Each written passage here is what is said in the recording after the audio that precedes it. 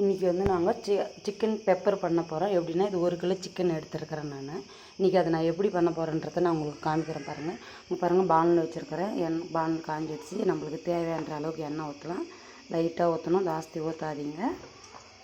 ஆனால் உங்களுக்கு ஜாஸ்தி வேணால் ஜாஸ்தி ஊற்றலாம். நாங்கள் லைட்டாக ஊற்றிருக்கிறோம். ஆயிடுச்சு. இது கூட வந்து பட்டை லவங்கம் ஒன்றுமே இல்லை. நான் பெரிய சைஸ் வெங்காயம் 2 வெங்காயம் எடுத்துருக்கிறேன். அந்த வெங்காயம் நான் போடுறேன். இது வந்து ஒரு 5 நிமிஷம் நல்லா நம்ம வதக்கலாம். இது வதங்கின பிறகு நம்ம அதுக்கு மேலே என்னென்ன போடுறது நான் காமிக்கிறேன் உங்களுக்கு.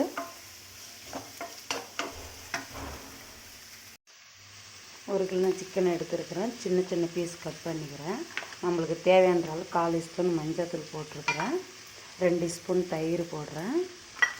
1 ஸ்பூன் கரம் மசாலா, 1 ஸ்பூனு தனியாத்தூள் போட்டிருக்கிறேன்.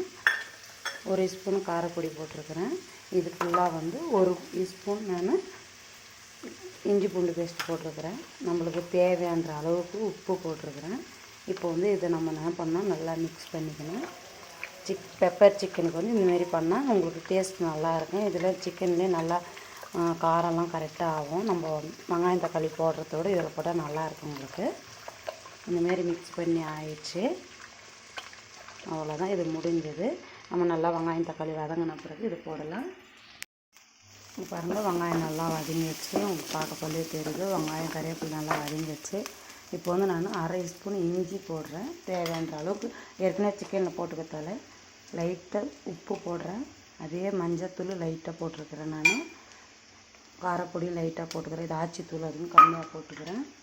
கரம் மசாலா இது 1/4 ஸ்பூன் போட்டிருக்கிறேன். தனியாத்தூள் 1/4 ஸ்பூன் போட்டுக்கிறேன். சிக்கனில் போட்டுக்கிறதால நான் போட்டுக்கிறேன். இதெல்லாம் கம்மியாக போட்டுருக்கேன். இங்கே பாருங்கள், எண்ணெயிலே கொஞ்சம் நேரம் வதக்கணும். நான் எண்ணெய் ஜாஸ்தி ஊற்றலை. இந்தமாரி வதக்கிட்டால் நல்லாயிருக்கும் டேஸ்ட்டு. இது வந்து பெப்பர் சிக்கன் தான். பெப்பர் சிக்கன்லேயே வந்து இது வந்து நம்ம சாப்பாட்டுக்கும் வச்சுக்கலாம், சப்பாத்திக்கு வச்சுக்கலாம். பாருங்கள், தக்காளி நல்லா வதங்கிடுச்சு. பேஸ்ட் ஆகிடுச்சு. உங்களுக்கு தெரியும், பார்க்க சொல்லுவேன். இந்த அளவுக்கு பேஸ்ட் ஆகி போச்சு. இப்போ வந்து நம்ம சிக்கனை கலரி வச்சுக்கிற சிக்கனை எடுத்து போட்டுறோம். ஃபுல்லாக வச்சு கொட்டினா 1 கிலோ சிக்கன் நான் சொல்லியிருக்கிறேன். இது 1 கிலோ. இது வந்து நம்ம வந்து நல்லா மிக்ஸ் பண்ணி விட்டுட்டு ஒரு 15 நிமிஷம் மூடி வச்சிடணும். தண்ணி ஊற்றக்கூடாது. சிக்கன்லேயே தண்ணி வரும், உங்களுக்கு தெரியும். ஏற்கனவே சிக்கனில் தண்ணி வரும். ஒரு 20 நிமிஷம் இதை மூடி வச்சுட்டு பார்க்கலாம் எப்படி இருக்குதுன்னான்றதால.